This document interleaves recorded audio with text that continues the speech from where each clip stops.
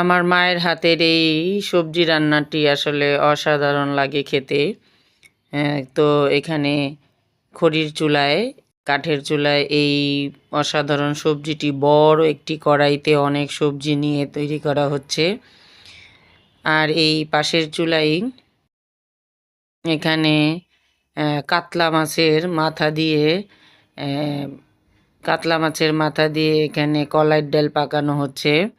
এটা একটা ঐতিহ্যবাহী খাবার, বড় মাছের মাথা দিয়ে কলাইয়ের ডাল। এটা অনেক বড় একটা কাতলা মাছ ছিল, প্রায় ৬-৭ কেজি ওজনের। পাতিলটাও দেখতে পাচ্ছেন অনেক বড়, মাথাটাও অনেক বড় ছিল। তো এই কলাইয়ের ডাল ভেজে গুঁড়ো করে তারপর এখানে রান্না করা হচ্ছে। এই কলার ডাল খেতে অনেকেই পছন্দ করে, আমরাও অনেক খেতে পছন্দ করি, তাই এই মাছের মাথা দিয়ে কলার ডাল রান্না হচ্ছে। তারপর আরেকটি চুলোতে এখানে রান্না হচ্ছে পোলাও। 3টা চুলোতে রান্না একেধারে চলতেছে তাড়াতাড়ি করার জন্য। এখানে পোলাও রান্না বসিয়ে দিয়েছে। আমার মার ছোট ছোট নাতি নাতিরা পোলাও খাবে বলেছে, তাই পোলাও বসিয়ে দিয়েছে। তারপর এখানে মুরগির ঝাল কারি তৈরি করা হয়েছে। তো মুরগির এই ঝাল তরকারি দিয়ে পোলাও খেতে খুবই ভালো লাগে। তো এখানে মুরগিও রান্না করে নেওয়া হলো।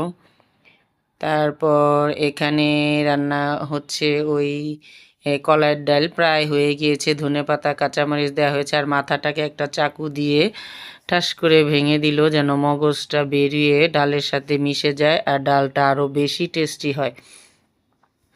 ডালটা অবশ্যই মাথাটাকে ভেঙে দিতে হয়। এখানে পোলাওটাও রান্না হয়ে গেছে, ঘি টি দিয়ে একেবারে কমপ্লিট, ঝরঝরে পোলাও হয়ে গেল। এই তো তারপর এখানে মাংস রান্না প্রায় সব হয়ে গিয়েছে। তো এক বোন তার ছোট বোনকে, বড় বোন তার ছোট বোনকে দায়িত্ব নিয়ে মাংস খাইয়ে দিচ্ছে। দেখেন, এই ভালোবাসা অটুট থাক। এই তো দেখছেন, এরকম ভালোবাসা, ভাই বোনদের ভালোবাসা যুগে যুগে বেঁচে থাক। ছোটোবেলা থেকে আসলে ভাই বোন পালার দায়িত্ব ছোটোবেলা থেকেই শিখতে হয়। দেখেন কি চমৎকার করে 2 বোন, এক বোন আর এক বোনকে খাইয়ে দিচ্ছে। দুইজনই খুব ছোট। তো ওই খাওয়ার পর সে মুরগির পা খাবে, বলছে আমাকে পা দেন। তো পা দিয়েছে, এখন পা খাবে। এখানে সবজিটা একেবারেই হয়ে গিয়েছে, শেষে একটু ঘি দিয়ে নামিয়ে নেওয়া হবে। এই সবজি ঘি দিয়ে দিচ্ছে।